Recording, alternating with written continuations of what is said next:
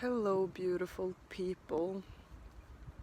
I'm tuning in from the outside world here in Sweden.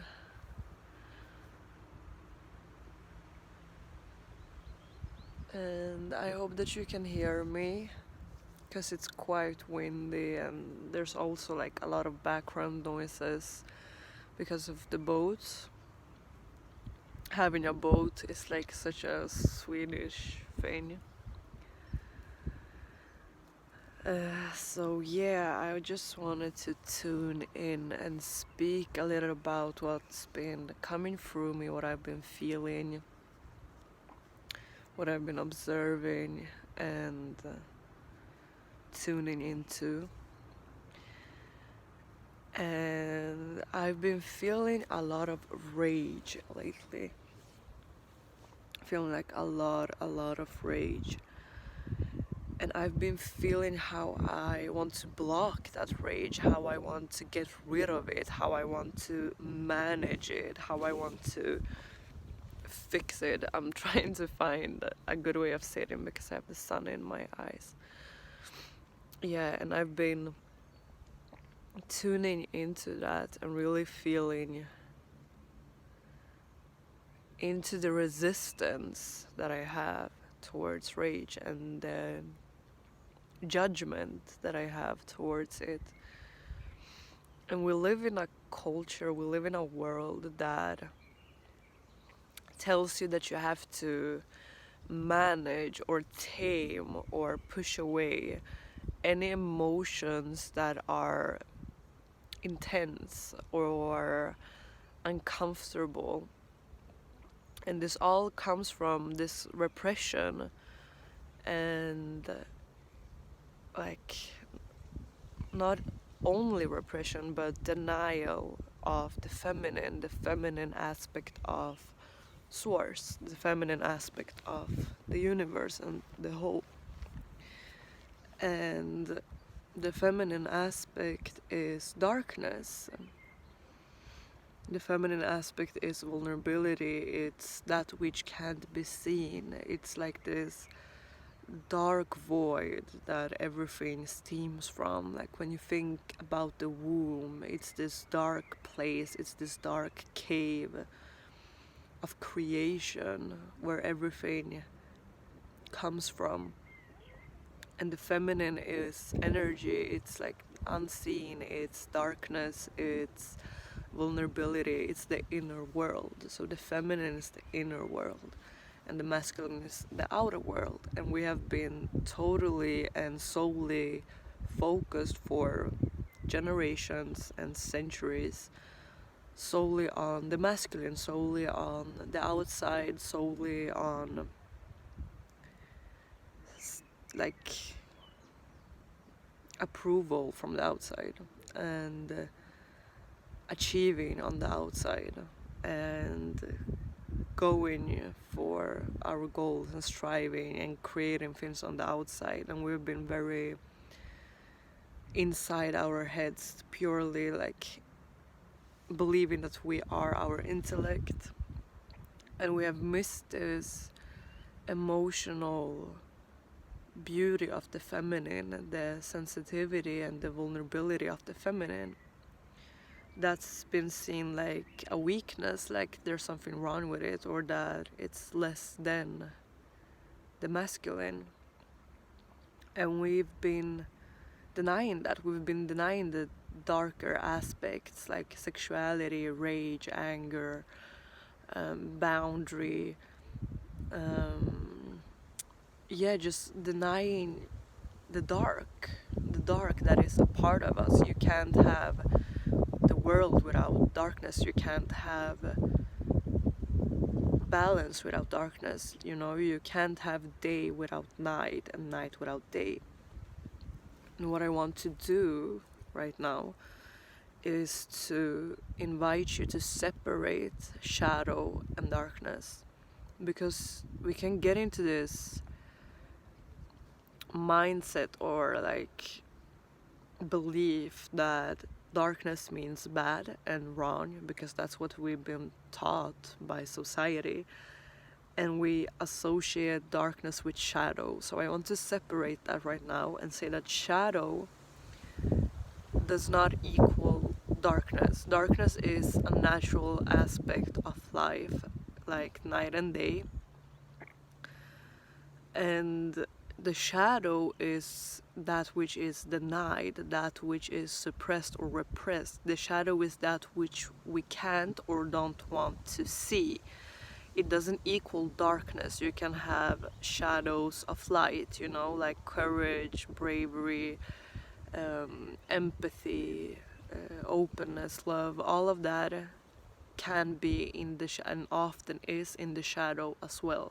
So I want to separate shadow and darkness, and so that we get out of this idea that darkness is bad or wrong, and shadow is also not bad and wrong. Like, there's absolutely nothing wrong with your shadow self and shadow parts, but you have judged them, and society has judged them as such. So that's what shadow work is bringing out that which you have judged and denied, and bringing it back into wholeness, integrating it back. And I really wanted to address that, to separate that, so that you don't say darkness as something, like, don't associate darkness with shadow, and don't associate shadow or darkness with bad and wrong. That's what we've been taught, and it's this huge wound, collective wound of the repressed feminine and the darker aspect of creation, and that is included in that is sexuality and like sexual power. And because we are made out of sex, because we are made out of this sexual power, that is like the first wound that we have. Because during conception, when our parents are making us in whatever way, and even if it's like insemination or not naturally done, it's still like the sexual wounds that your mother or father is having, that they have, are there, and they are transferred to you. So we directly have this huge sexual wound, and we also have like this huge sexual wound because we are born into a world that most often repress and deny sexuality and makes it into something bad and wrong and dirty and something to be hidden, something that you don't share with other people, something that you don't show other people. And that is the denial, a big part of the denial of the feminine, denial of the darkness, denial of that which is unseen, denial of that which is uncomfortable and painful. And because of this denial, we deny a whole aspect of our being. We deny and judge and repress and suppress a whole, like, if you have a cake, you're cutting off like half the cake, and you're just concentrating on that, and you're throwing that other half away, and it doesn't give you like the fullness of the whole cake. And with your rage, within your anger, within your sexual power, there's so much that power, there's so much of you in there that wants to be explored and integrated. Rage isn't something bad or ugly. Rage isn't something to be avoided. Rage isn't something to manage. Like, if you're angry a lot, if like you feel like anger is overtaking your life, like, I get that, I've been there for many years of my life, that is not because you have like anger problems. That's because There's something inside of you that is just screaming to be acknowledged, and that is where the anger comes from, because some part of you is being completely ignored, and it's angry and it's screaming like, look at me, take me seriously. Within your anger is your capacity to set boundaries, to assert yourself, to express yourself, and within your rage there is so much healing. Why shouldn't we be outraged? Why shouldn't we feel rage? If something happened to us that was just not okay, why shouldn't we feel that? If you've been through fucked up things and you're in pain, and why shouldn't you feel rage? And I'm not saying that you should get stuck in this cycle of rage and blame, because that will like just keep you in a place that won't really be good for you in that sense. But I'm saying that there is a process of healing in which rage is a part of. When you're grieving, when you're letting go, when you're just healing whatever, rage is a part of that. Allowing yourself to be angry and outraged for how the world has been treated, how women have been treated, how the masculine have been treated, how the feminine have been repressed, how like the racism in the world and the pain in the world, like you have the full permission to feel all of that and not deny it and not push it away because someone once told you that you shouldn't be angry, or that being angry or outraged isn't good. And like especially for women, we've been told so often that we need to be good girls and we need to be pleasing and we need to keep our opinions to ourselves, or preferably not have them at all. And often when women speak up and allow themselves to be outraged, they are met with so much hate, and like people are trying to put them into their place. Like that is such a fucked up, yeah, I'm not going into that even, but like that's so fucked up. So people are trying to put them back into their place because their outrage is revolutionary, it's transformative. If we allow ourselves to be angry and feel the rage and feel the pain and the sorrow and like everything that we've been pushing down and not allowing ourselves, we begin to transform. We create a new us. We create a new way of being in the world and relating to the world. And we need to allow ourselves to do that. We need to access those places. And also like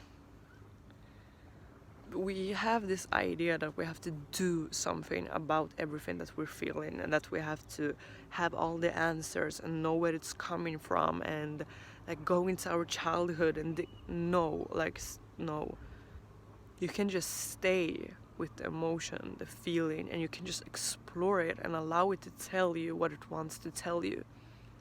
And if it feels like, if you don't want to act out of rage, because that's often like the rage comes as this transformative power, and sometimes it's like perfect to act from it, but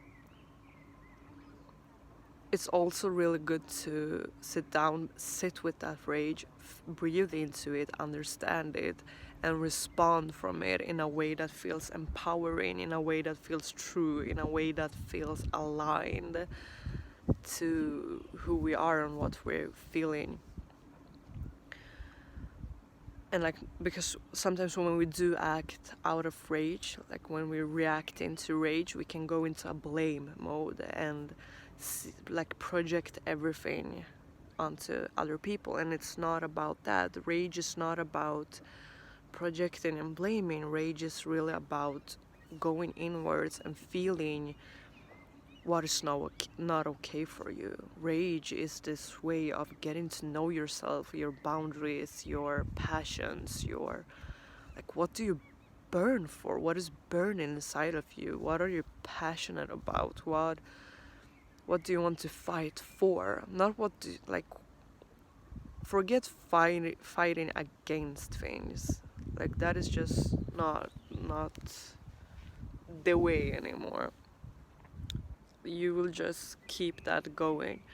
But what do you want to fight for? What do you stand for? And rage and anger are like these gateways to passion, because if we repress them, we don't really give ourselves a chance to feel into what we are passionate about. We don't really give ourselves a chance to connect with those parts of us. So I really want to invite you to spend time with your rage, spend time with your sorrow, spend time with your anger, and let it speak to you and stay with it, even if it's uncomfortable. There are many ways that you can do that, but the best way that I know of is breathing with it, or shaking with it, or dancing with it, finding ways for the emotion to move through you, and also allow yourself to grieve what is coming up, and grieve all the injustice and the pain that can come when we let out all the rage. So that's my invitation. That's what I wanted to share, because I've been really experiencing this rage and trying to push it down, trying to do exactly what I've been taught, to tame myself and not allow myself to push through those boundaries and do something fucked up or stupid. And I do want to do that, but not in a destructive way, meaning hurting myself, but in a way that destroys the illusions and beliefs that are no longer serving me, and allow myself to come into fullness and wholeness of who I am and what I'm coming here to share. So that was a little bit, or quite a lot, on what I've been feeling, what I've been experiencing, what's been coming through me, what I've been reflecting upon, and what's been reflected back to me through other people that have been awakening and activating this within me more and more, to really go into that, to really come back to my passion and that glow, and also that softness and vulnerability and sensitivity. I am extremely sensitive, and I've learned to fear that sensitivity and have this hard shell around me to protect myself and take on a much more masculine role that I feel is true, because of fearing this femininity and fearing this sensitivity within me, because it's led to quite a lot of hurt in my life. So I'm taking it step by step, and day by day I'm really breathing into it as much as I can, because I can feel a lot of resistance, and I'm just doing my best to stay with it and breathe into it and move with it and use it to be the fire that burns transformation into my life. And I'm feeling more and more called on my womb journey and my pussy journey and my heart and nature journey, and sharing more of that, doing more of that, having more workshops around that, having more to do with pleasure and embodiment and feeling and awareness and breath, nature. And I've actually recorded like a pussy and sexuality exploration meditation, and it just needs some editing and background music, and if you're interested in that, let me know.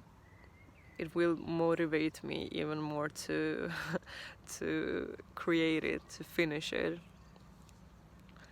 And I'm also doing a lot of breath work right now, breath work workshops with movement and sound healing, and rebirth sessions focused on your womb, focused on your ancestral trauma, focused on your repressed feminine energy and your repressed sexuality and your wounds and traumas around that.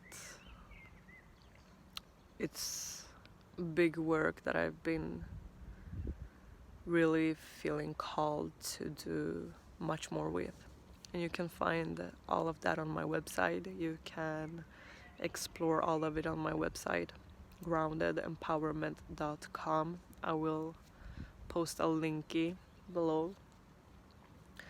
And I would love to hear your story. I would love to hear how you've been, what's your story and your experience is with rage and anger and the darkness. Like, what is, when you hear darkness, what are you feeling, what is showing up in your body?